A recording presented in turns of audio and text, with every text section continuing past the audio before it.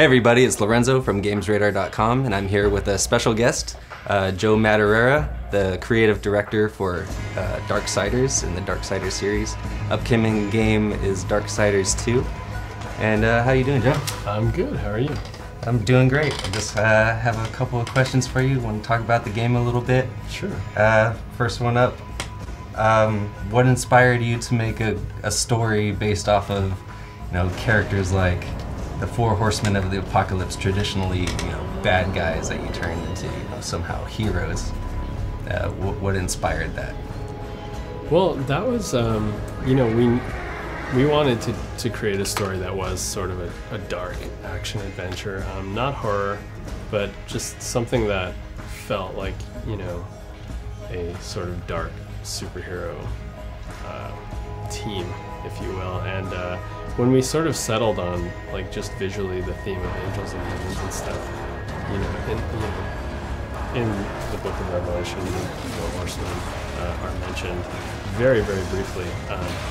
But in people's minds, like you said, some people think they're good guys, some people think they're bad guys. There really isn't a lot of information. It's all interpretation over the years. So far we've seen War's story in the first Darksiders. He's running around on Earth, accused by the Charred Council, and everybody's trying to kill him. Now we're jumping on to Death's story, and he's a completely different character. Can you talk a little bit about the difference between those two brothers and how their personalities, the difference in their personalities contributes to the way they play in the game? Yeah, the funny thing is that they are so different, and it's also reflected in the gameplay. I mean, they play different, they fight differently, they even move around the world differently. But personality-wise, War was very much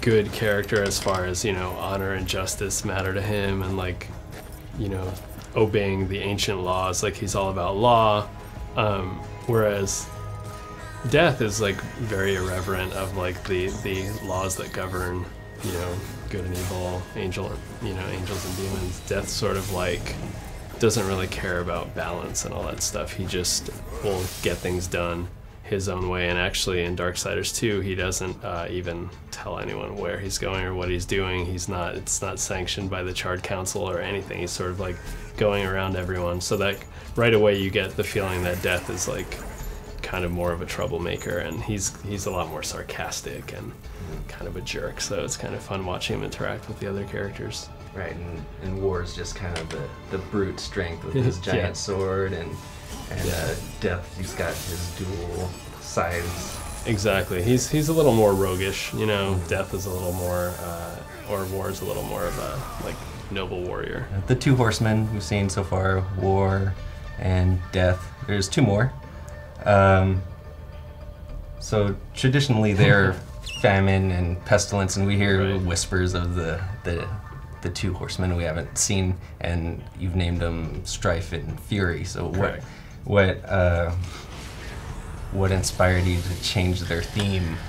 Well, we thought, from the very first time we talked about the idea of doing Darksiders, we thought, wouldn't it be so cool to play as all four horsemen? And I kind of imagined the character select screen where you're I'm gonna be Pestilence, I'm Famine. It just didn't really sound like a cool video game character name. Yeah, to they'll be just honest. have flies flying around. Yeah, it's not very Famine. Just actually, it does kind of sound cool, but not for the kind of game we wanted to make.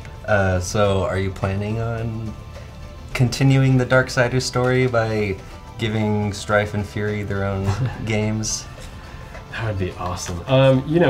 I think we'll have to wait and see. We are very, very early into our next project at Vigil. It hasn't been announced. We're not saying what it is, but hopefully at some point we can talk about it, and you may or may not get that question answered. I don't know. But it would be really cool. Are there any other strong female characters that will show up in the series? There are, for some strange reason, and this was not on purpose, a lot of our villains are female, and so there is a very powerful female character that is introduced in Darksiders II, Lilith. I'm just gonna tell you right now who it is, and you know, she was sort of like a presence in the first game. You heard her voice, but you didn't really know who it is, and in Darksiders 2, you get to know a lot more about her, and she's a very powerful, very cool character. In the first Darksiders wars, pretty much taking care of business, killing demons, and you know, just killing everybody on Earth, right? Mm-hmm. And Death, he starts off on Earth and then he ends up going to other planets or other worlds. Mm-hmm. So what inspired the creation of those other worlds, and how did you go about creating those other worlds? That was really one of the most exciting things for me about Darksiders 2, you know, other than doing a new character, was that we did spend so much time on Earth in the first game. And we had originally, in our crazy version of the game that was in our head, had a lot of the other worlds in the first game, and then we had to scale it down, just, you know, to make a game that we could actually finish. And so, you know, a lot of it takes place on Earth, and you have certain limitations with, you know, because we live here, so you know what it's supposed to look like. You know, there's certain buildings you expect to see, you know, what streets look like, and intersections, and cars, and street poles, and all that stuff. But it doesn't always create the most epic backdrop for this journey. So, you know, we would like put waterfalls in the scene and all this stuff. We tried to dress up Earth and make it look like a fantasy world as best as we could.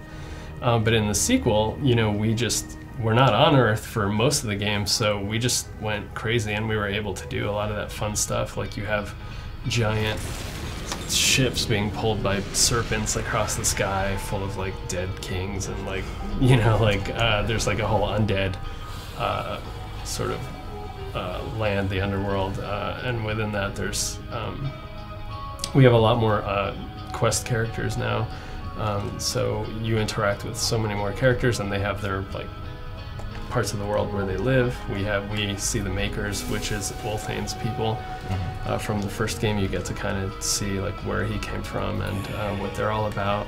You learn more about the demons and hell, and there's just like way more variety this time around.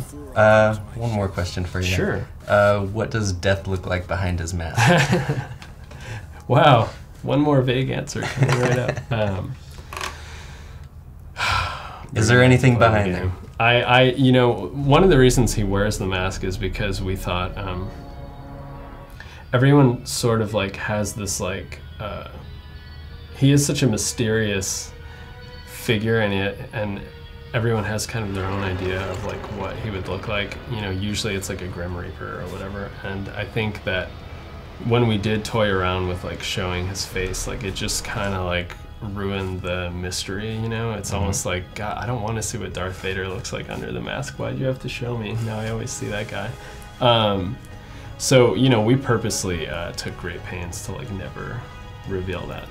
Thanks a lot, Joe, and for more information on Darksiders 2, be sure to check out a review, and for the game in stores, August 14th for Xbox 360, PS3, and PC. And be sure to check out all of our coverage on GamesRadar.com.